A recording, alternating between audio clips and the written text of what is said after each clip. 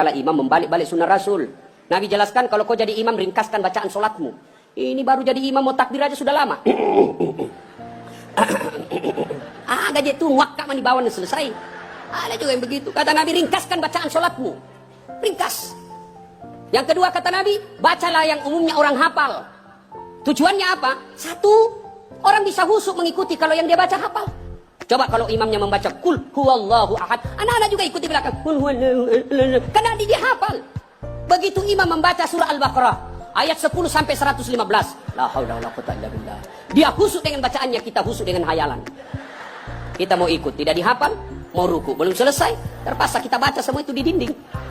Keadaan keuangan masjid, pengeluaran, saldo. Waduh. Sudah dibaca satu tripleks, belum selesai bacanya imam.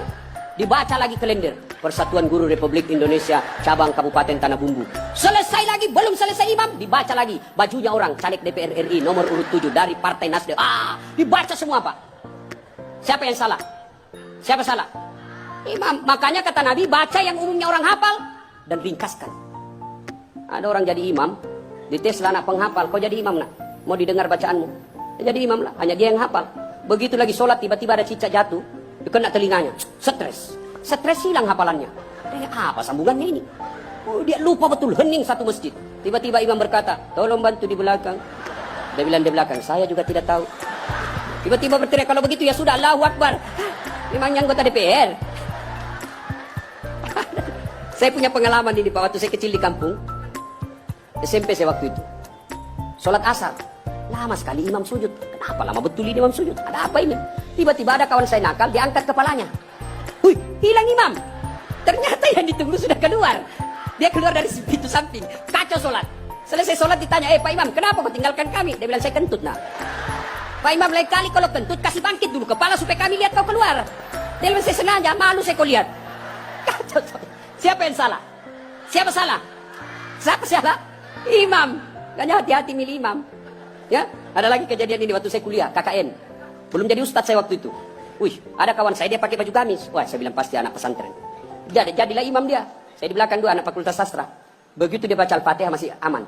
Dia baca Al-Kafirun dalam hatiku, cari penyakit ini orang ini. Bener, dia baca enggak mau sampai. Wala antum abiduna ma a'bud wala ana abidu ma abattum wala antum abiduna ma a'bud wala ana abidun ma wala antum tak putar. Temanku jengkel dia ada sastra. Kenapa itu tak putar-putar? Lah sudah ini juga saya pikir. Kacau sholat. Makanya kalau imam salah, kacau jamaah kita. Makanya hati-hati milih imam. Kata Nabi, milih imam itu tidak boleh sembarang. Jamaah makmum boleh, mulai dari orang waras sampai orang gila boleh jadi makmum. Mulai dari orang belum balik sampai dewasa boleh jadi makmum. Tapi imam tidak boleh. Kenapa? Salah imam, salah kalian. Jamaah. 2020 Tanah Bumbu akan milih imam. Bupati. Salah milih imam, salah kalian. Menderita kalian di kabupaten ini. Maka hati-hati milih imam. Pun kita jadi makmum juga tidak boleh sembarang. Harus ada etikanya. Jadi makmum kata Nabi, kalau kau ke masjid sikat gigi dulu, terutama kalau subuh. Bayangkan kalau kita tidak sholat, tidak sikat gigi, tidur semalaman, orang di samping kita balik kanan, kita balik kiri menguap. Sampai meninggal diingatnya itu, busuk mulutnya itu. Sudah sikat gigi. Apalagi, kalau kau jadi makmum, jangan kau merasa kaulah yang paling soleh dalam masjid itu. Ada juga orang takbir itu kayak mau digigit, kita punya telinga. Cool man. Baca Al-Fatihah kayak dia ada di telinga sampingnya. Pada cengi capo. Hanya ganggu ki. Ada lagi apa? Itu kaki. Kaki juga itu kadang-kala mengganggu. Kita kasih pindah, dikasih pindah lagi kakinya. Kasih pindah, dikasih pindah lagi. Saya jengkel, saya injak. Selesai salat. Ustaz, kenapa kau ganggu saya? Makanya adik-adik, kalau mau saya tanya, kenapa kau kasih pindah-pindah kakimu? Kau ganggu saya? Dia bilang supaya rapat saf. Bos, sini. Kalau mau rapat safmu bukan jari-jari kaki yang kau tempel. Tapi apa? Bahumu atau siku. Kalau siku rapat, pasti saf rapat. Tidak ada orang sholat begini. Tapi kalau kakimu rapat, safmu longgar. Ya. Ada lagi, selesai sholat yang paling menjengkelkan itu.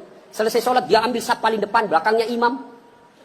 Begitu assalamualaikum, langsung lompat. Mau lihat, tidak jabat tangan, tidak langkai orang, itu kurang adab kalian. Kalau kalian tidak mau doa bersama, tidak mau jabat tangan selesai sholat, ya sudah di belakang kau duduk. Supaya kau tidak ganggu orang. Ingat adik-adik sekalian ini yang baru belajar agama. Puncak dari semua ilmu adab.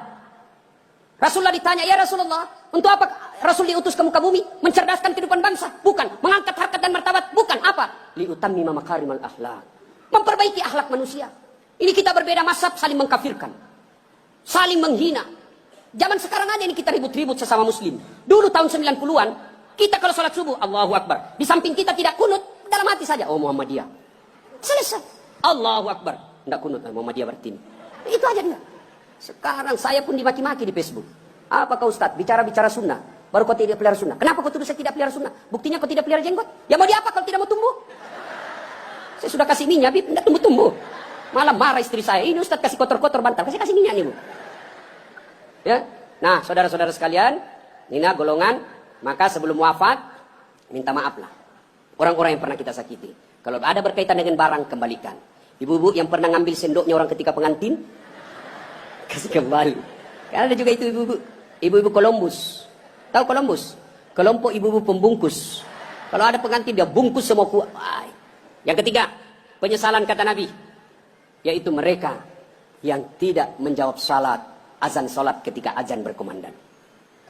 Puasa, haji, zakat, sedekah, semuanya akan sia-sia ketika tidak mendirikan salat.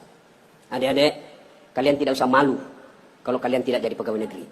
Ibu-ibu, kalian tidak usah cemas dan merasa malu kalau sampai sekarang ini masih ngontrak-ngontrak rumah.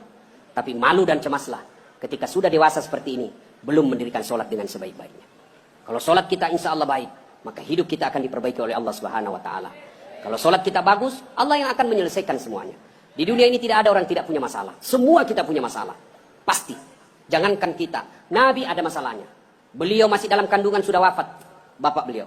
Baru 4 hari setelah lahir, diambil sama ibu susunya. 4 tahun usia beliau, baru diambil kembali Siti Aminah. 6 tahun, meninggal lagi ibu beliau, yatim piatu.